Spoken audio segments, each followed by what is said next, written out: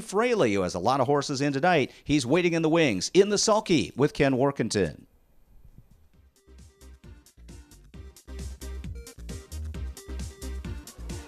And the Meadowlands welcomes trainer P.J. Fraley, fresh off a career-best season, $4 million. That's not hay, a native of Marshall, Michigan, who became involved in the sport through his father and hanging out at Hazel Park. First of all, congratulations on a great 2013.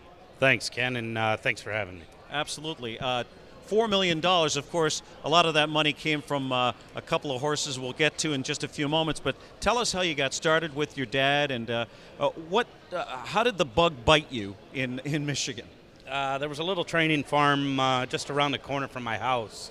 There was $1,500 claimers racing at Jackson Harness Raceway, and my dad and one of his old coffee buddies, Parse, he wanted to buy a $1,500 claimer and let me go to the track and jog him and everything else you can do with it. But how did he get involved in that 15?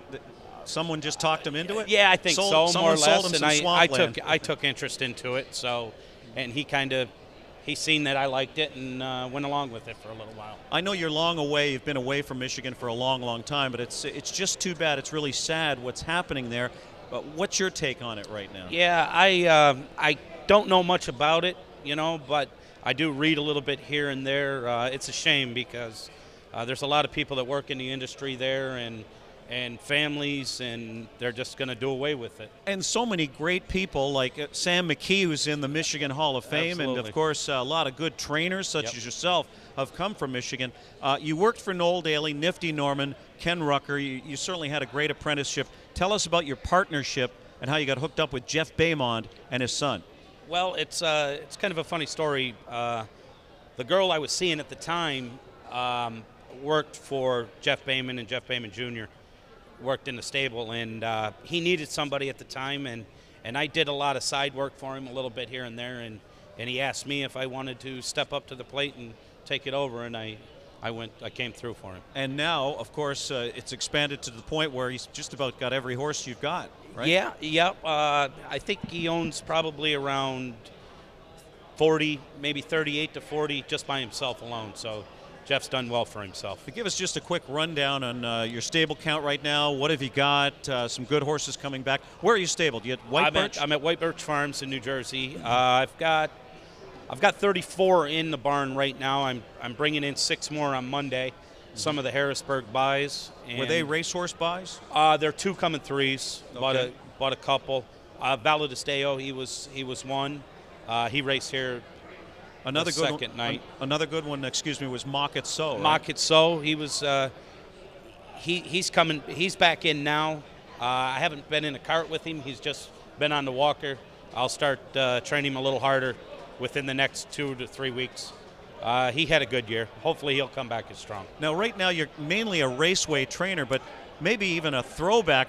The other night we had a horse that actually got claimed. Yeah. Does anybody claim horses anymore? I tell you what, you still claim horses, in right? the state of New Jersey, you just don't see it no more. Right, but you're still pretty active. Full active. Fully. We still consider ourselves a claimant stable. I'll be at Yonkers come next week, and we'll be claiming opening week. Whatever we see. That's one good thing about Jeff. Jeff likes the action. He likes to roll his horses over. He'll claim them. If he doesn't like them, he gives you the leeway to drop them, to an extent to where just try to get rid of them. And it takes that in this business to succeed. Now, correct me if I'm wrong, but you've been blessed with the horse of a lifetime in Androvet, and we're going to get to her. Androvet looking for her 3rd straight Dan Patch Award. I think she's in the neighborhood of an eternal Camnation type in that rarefied air. And we're going to take a look at the 2013 highlight. She defended her Roses Are Red title at Mohawk, a record mile right here on your screen, 148. Tell us what you're thinking that night. Were you up there? No. I was actually at Yonkers.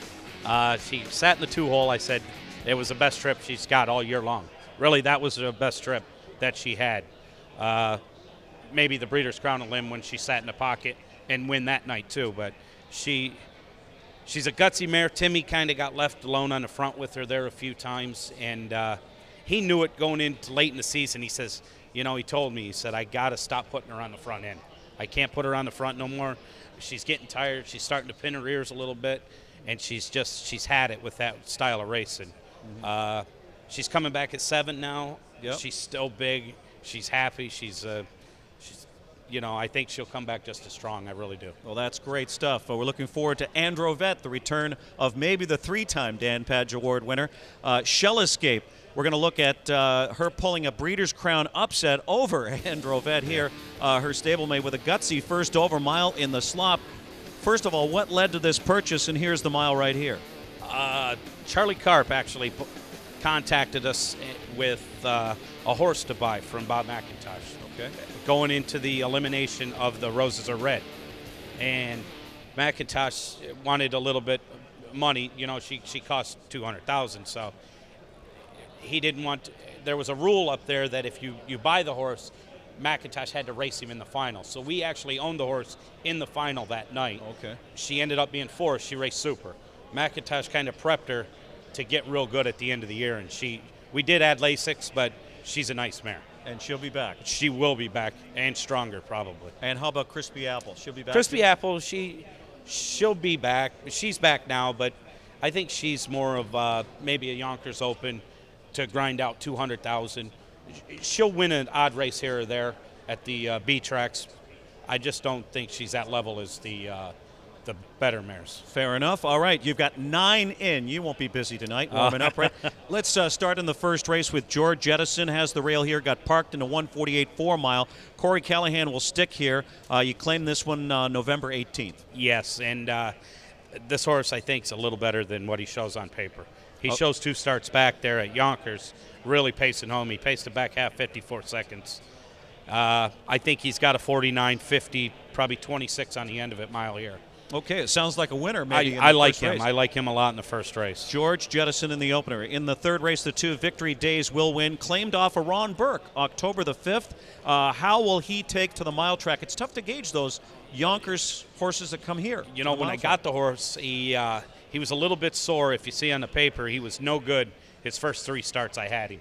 Tetrick really didn't get along with the horse, and he kind of told me, I don't really like the horse. Until you get him sound enough, I don't really want to drive him. Oh. So George was there, Brennan was there one day, and I said, George, this horse can win. He's going to get a little steppy, but just keep driving on him, and he'll be fine. And sure enough, he sat on the outside and win. Terrific stuff. Race 5, I should say, the 5 Mississippi Hippie, a reclaim here. He took this one back September 5th. Looks like he gets a bit of class relief, but he's in a very competitive field. Yeah, and he's been off for 3 weeks. Okay. I just think he needs a little bit of a run.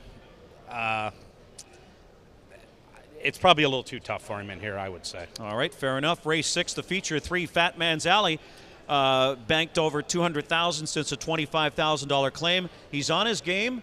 You get Dave Miller, but Corey Callahan opts off. Shame on you, Corey. Corey opts off. Now that's fine, Corey. He talks to me. I talk to him. He knows the situation. Yep. Tetrick's out right now. Tetrick's probably he's my main man. Sure. So when Timmy comes back, he's going to get all the drives. He's done well for me though. I can't take nothing away from it. So, okay.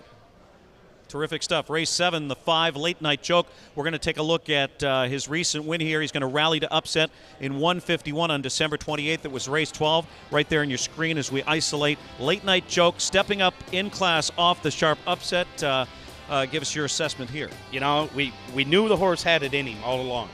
He's just one of them horses. He's got a little bit of a head issue, I could say. He sees the gate. He takes off running. He doesn't have his head in the game a lot, and he finally put it all together once there. Is that a bridle adjustment thing? No, it's just you just got to really baby him. You can't be hitting on him. You can't get him wound up at all. Okay. Because he just can't handle it. All right, moving on to race 9, the 2 Fox Valley Action. This one drops from C1 for 4-year-olds off a no chance mile from post 10. Yeah, I do like him a little bit. He draws inside. He's got enough gate speed to get out of there, but he'll be close to the action. I think he can hit the board there tonight. Hit the board. Race 10, the 5 CP Panic, claimed last April, trying an easier C1, and he comes off an even 5th at Yonkers. Tough to gauge that one. He's a horse we had. we've went kind of up and down the ladder with him. We can't find a spot for him. He's not the soundest horse. He's thrown in good miles at times, and then times he just pukes it. He's another one that's got to have it his own way all the time to win. All right, an opportunist there. Race 11. I like the 3, Delco Rock and Roll. I picked him last week, claimed last March. You took this guy for just 12.5. Am I correct, right? Yeah. Ran into a revved up, a sweet ride last week. So I think he's got a big chance tonight. And if I think if Ronnie does the inside move instead of the outside move left week, I think he wins the race. Yeah, he fans out. He had room on the inside. Yeah, he just kind of got taken out of it. He thought Dave was going to drop back, which right. I understand that, Those guys are driving. I don't tell them how to drive it. And neither am I. I'm not a driver. I'm not the one out there armchair driving. driver right here. I said that's fine. I've got all the right moves, but not out there. Absolutely. Race 12, the 5 Sky Desperado, claimed last August, and this one lands in a softer B2 class tonight. He's another one. He's thrown in some nice miles at times, and then sometimes he doesn't come to play, you can say, he hasn't raced in over 3 weeks. He's definitely going to need a run in there tonight. Well, PJ Fraley, we thank you for your honest assessment here tonight, and we wish you the best of luck in 2014. Thanks for joining us. Thanks for having me. And again, best of luck. I want to give a shout out to Timmy too. Oh, Tim Tetrick, you talked to him today, right? Absolutely. I just got off the phone with Timmy. He's doing well. He's in Chicago with his parents, so I can't wait till he gets back, and best of luck. We look forward to the return of the Bionic Man, Andrew Vett, and PJ Fraley right here in the spotlight in the Sulky tonight here at the Meadowlands. Coming up, Bob Hayden, and we'll preview tonight's feature race. Thank you.